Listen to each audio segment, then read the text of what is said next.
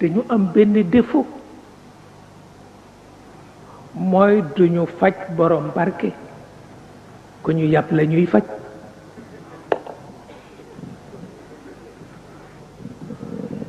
duñu faj borom barke ku ñu yàpp la ñuy faj nee ñu docteur ya dañoo daje médecin yépp daje ñu ne de dañu jaaxle ndax bëgg nañu faj nit ñi de wax dëgg yàlla lépp la nag tubaab yee ko lépp nu bëggoon daal ngir yàlla nu seet ndax nu it dañuy feebar comme nit ñi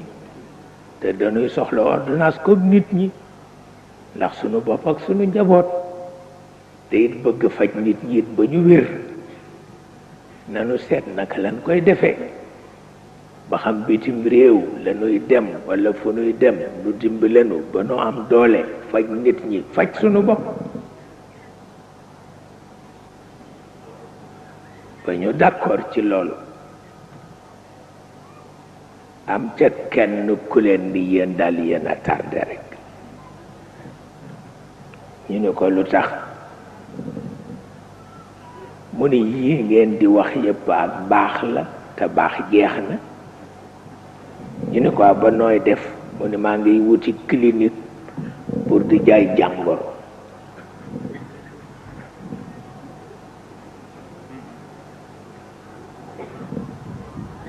pour di jaay jàngoro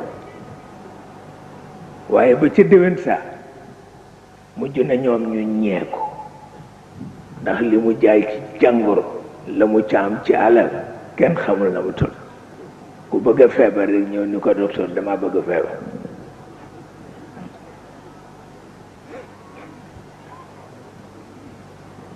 clinique ba fees del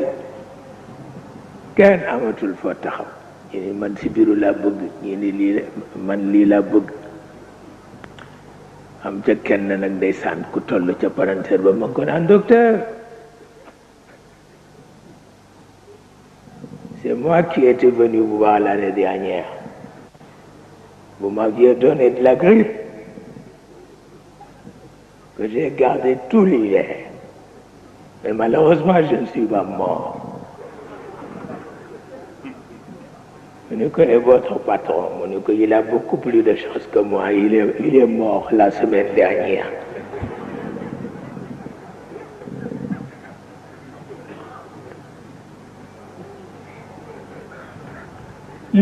lépp la waaye sens bi du médical politique la